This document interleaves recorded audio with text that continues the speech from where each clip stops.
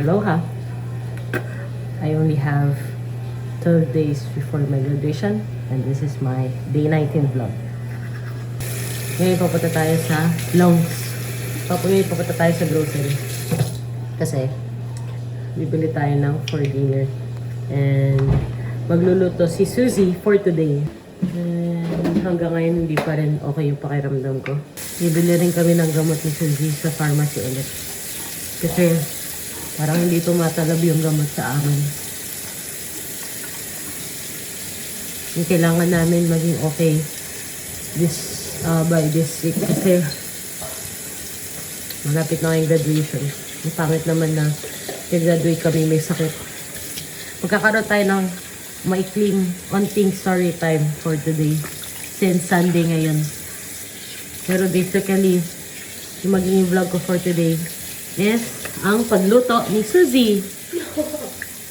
Talaga ba? Oo. Akala ko story time mo. Yeah. Ano pa inaantay natin? Let's go!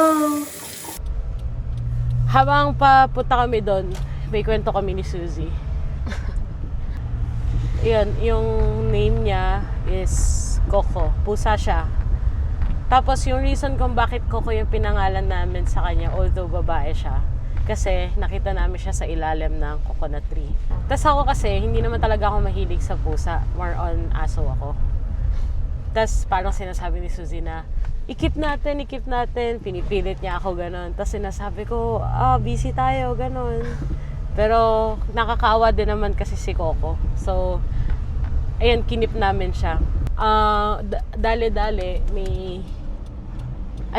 nag-search kami sa TikTok kung paano ba i-take care yung ganon, yung walang nanay, walang madededean. Kasi ilang ano pa lang siya. Kasi feeling namin days pa lang or 1 week pa lang si Coco nun. Kasi ang liit-liit niya talaga, tapos nangihina siya. Tapos yung mata niya namamaga pa, parang infection yung mata niya. Then nag-decide kami na ipa-check up siya. Nung pina-check up namin si Coco, halos naka $200 din kami. Which is sobrang magastos. Kaya check up siya kasi yung Mata niya. eyes niya.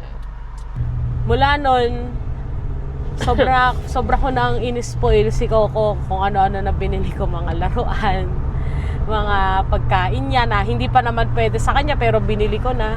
Pinipigilan ko siya kasi bili na siya ng bili ng mga bagay na wala pang ano sa edad niya lang. Tapos sinama namin siya sa hiking. Yung first hike niya and first labas namin. Tapos, ang saya namin with Coco every time na after work. May sinasalubong. Sasalubong agad si Coco sa amin, ganon. Ang kit-kit lang. May mga papakita akong video siguro. Maraming videos, maraming pictures. Maraming videos. Kahit ilang weeks pa lang sa amin si Coco nun, ang dami ng videos agad.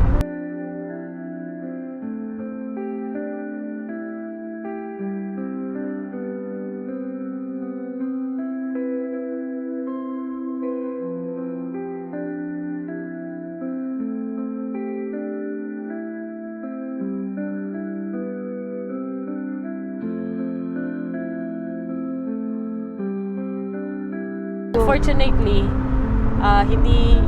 wala na si Coco with us kasi yung time na nag-camping kami, parang feeling ko kasi since nasanay si Coco indoor, na-stress siya. Tapos ang bata pa kasi ni Coco. Tapos bata pa talaga siya, which is, it's mostly our fault naman. Like, tinry namin yung best na i-save si Coco. Pero since hindi enough yung money namin to save her, like sinulit na lang namin yung time na kasama siya. Inalagaan pa rin namin siya ng sobra-sobra.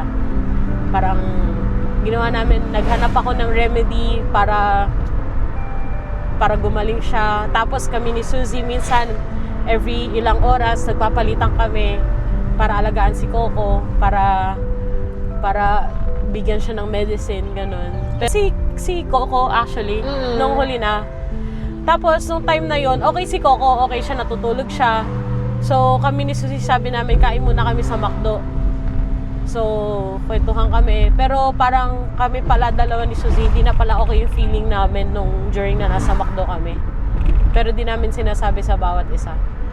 Tapos nung pag-uwi namin, nakita na namin si Coco na wala na ang buhay. Oo. Matigas na siya. Totoo.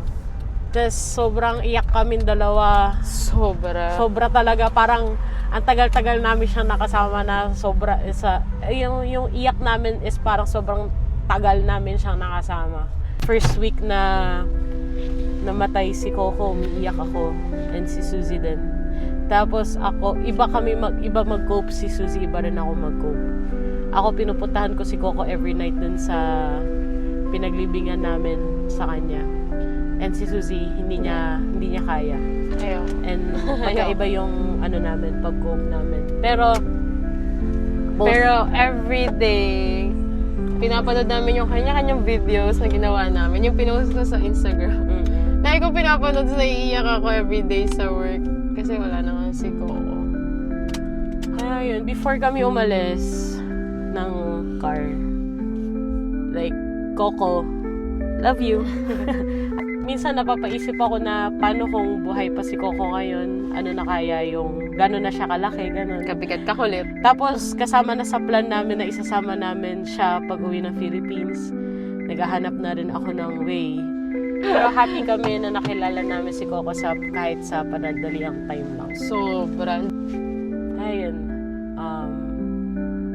Ngayon, papunta na kami sa may pharmacy. And after neto, grocery. Gamot. Then, punta na kami kay Gia para magluto doon. Yes. So, ayan lang. Mag-skip na kami sa part na nandun na kami kay Gia. Dito na kami kay Gia. Masarap talaga yun. Yung Si Suzy, tapos may ay ano. magluluto ng sinabawan na corned beef. Repolyo. Huwag niyo ako iba siya paghihiwa ko.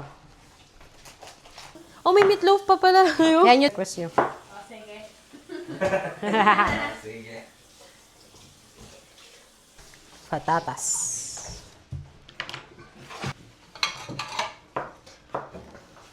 Actually, pwedeng si Micah nagluto, siya nakatagiwa eh. Hindi sa'yo.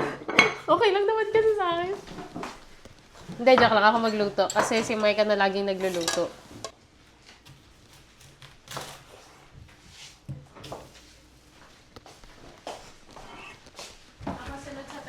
Ayan, so tuturuan na tayo ni Suzy paano magluto nun. Oil, ano ito? Suzy's vlog takeover for today. Wow. Naglagay ako mantika. For onion. And sa patatas. Mag-story tayo. Onion.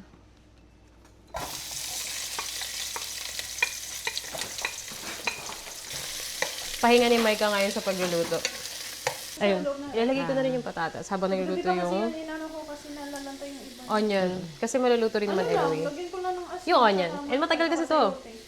Excited ako palagi sa cabbage. Teka, ano yung mga Kasi mahilig ako sa gulo. Kaya paano i-rate mo? Nagchichismisan. After nilalagay itong corned beef. Alam mo, hindi ka na nagpakita simula nung binigay mo sa akin ito. So, mas gusto ni Mike kapag nagluluto ako, yung next day niya nakakainin yung iba. Kasi papainit niya, lalatain niya yung gulay. Look, guys! Look! Ang may-ari. Story time. Ano yung pinaka-paborito mong pagkain? Niluluto sa'yo. To be honest, gusto ko yung Shanghai ni Mama. Shoutout nga pala kay Mama. Napaka-awkward kong tao. Si Micah lang ang pinaka-nag-aano sa akin sa camera. Kahit kapag nagbi-video ako, hindi ako kasama. Kahit sa ano ko. Kahit sa Instagram ko, hindi. Yung lugar lang, binivideo ko. Bakit mo pinili ang social? Social work. Again, malaking influence sa akin. Siguro yung nag-mission ako. Saka nag-mission. Philippines Naga Mission! Sample naman ng Bicol dyan. Hala! Dain ako tatao mag-Bicol. Pag, Voila! Di ako nagsalita kung ano yung mga nilagay ko. Pero yun yan. Jeez! Ayoko masyadong ilapit kasi mainit. Pero pasado naman kay Micah, right? Pasado. Bakit mag-outro ako? Ikaw pa rin mag-outro, tapos sasama na lang ako. Ikaw. Paano yung outro mo? Paano yung outro mo? And that's it for my day 19 vlog. I hope you enjoyed our video for today. And thank you kay Suzy sa pag-take over naman. Siguro bukas si Kent naman. Paano magluto ng maraming bagay? Paano mag-ML? Ganon. Yes! Ba? Hindi Yes, Tuesday? magsasamgyup kami tomorrow. Kaya for sure, si Kent mag-take over ng vlog ko. So, looking forward ako for tomorrow, guys. Ayun lang, I'll see you tomorrow. Bye! Bye! Mahalo!